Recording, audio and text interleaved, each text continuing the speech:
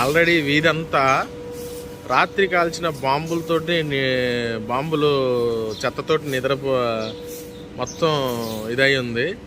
పొద్దున్నే 5:40 కాడ నుంచి మన యోగేష్ అన్న లేచి మొత్తం శుభ్రం చేయడం జరిగింది. కొంతవరకు ఇంకా ఇదంతా మిగిలి ఉంది.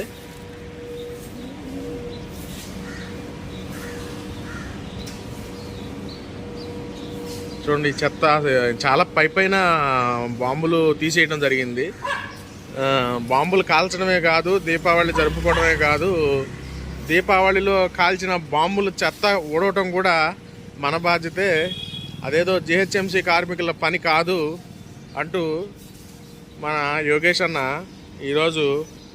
రోజు చేస్తారు, కానీ ఈరోజు ఉదయాన్నే 5ంటికే లెగిసి ఈ పనిని ప్రారంభించారు. చాలా సంతోషంగా అనిపించి వీడియో చేస్తున్నాను. అయితే నేను మా పిల్లల్ని స్కూల్కి పంపించాడు ఊళ్ళో, నేను అన్నకి హెల్ప్ చేయలేకపోతున్నాను. సో ఇది నేను ఒక కారణం చెప్తున్నాను, తప్పుగా అనుకోకండి. నమస్తే అన్నయ్య, స్వచ్ఛ భారత్ గురించి ఒక నిమిషం చెప్పగలరా? జై Shriram. Serve all being a service to God అంటారు. శ్రీ శ్రీ శ్రీ ఇదండి చిన్న దేశం ఆర్థికంగా చాలా స్ట్రాంగ్ అవుతుందన్నమాట. దేహం కూడా శుభ్రం చేసుకోవాలి. మనసే అన్నిటికీ కారణం అనమాట. మంత్రానికి ఆ శక్తి ఉంటుంది కాబట్టి ప్రతి వాళ్ళు రోజు మంత్రాన్ని జపించాలి. వాళ్ళ వీధులు వాళ్ళు శుభ్రం చేసుకోవాలన్నమాట. అప్పుడు దేశానికి ఆర్థికంగా అభివృద్ధి చెందుతుందని ఒక ఆశతోనే గత 39 సంవత్సరాలు ఛత్రపతి శివాజీ యువసేన అధ్యక్షుడుగా ఇది నా బాధ్యతగా, నా కర్తవ్యంగా. చిన్నప్పుడు మా అక్క మాకు చెప్పేదన్నమాట. ఆమె బ్యారీన్లో ఉండేది, అక్కడ రోడ్డు బాగా శుభ్రంగా మిషన్ వచ్చేది, ఏటీఎం ఉండేది. ఇవన్నీ మేము వింటూ వచ్చాను.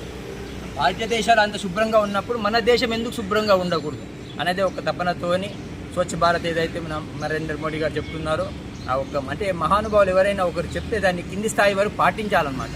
ఢిల్లీలో కూర్చొని ఒక ప్రధానమంత్రి చెప్తున్నారంటే గల్లీలో ఉన్న ఒక కార్యకర్త వినాలి అన్నమాట. వినాలి, దాన్ని శ్రద్ధగా ఆచరించాలి. ఈ దిశగా మీరందరూ సాగుతారని చెప్తూ భారత్ మాతాకి జై. పరికరాలు లేకున్నా పర్వాలేదనుకున్నా, పరిసరాలు శుభ్రంగా ఉంచాలనుకున్నా, పేరు కోసం పాకులాడొద్దు అనుకున్నా, పేరుకున్న చెత్తని తొలగించాలనుకున్నా, పూట అన్నం దొరికితే చాలనుకున్నా, పాట దేశభక్తి గీతం పాడుతూ ఊరూరు తిరగాలనుకున్నా, పాడి అలసిపోవద్దనుకున్నా, పాడి పంటలను సేంద్రియంగా పండిస్తున్న వాళ్ళందరినీ కలవాలనుకున్నా, పులిలాగా బ్రతకాలనుకున్నా, పులి స్టాప్ కరప్షన్కి పేరు పెట్టాలనుకున్నా, పులి గోరు మెడలో వేసుకుని తిరగొద్దు అనుకున్నా, పులిగారు బాగున్నారా అని మీ అందరినీ పలకరించాలనుకున్నా. అందుకే వారు ఇందాక ఒక మాట అన్నారు, నేనేం చేయలేకపోతున్నామని. మీరు చేసే పని నేను రాజశేఖర్ గారు చాలా గొప్పది అనమాట. సమాజంలో ఎవరైనా పని చేస్తుంటే దాన్ని ప్రచారం చేయడమే చాలా గొప్ప పని అనమాట.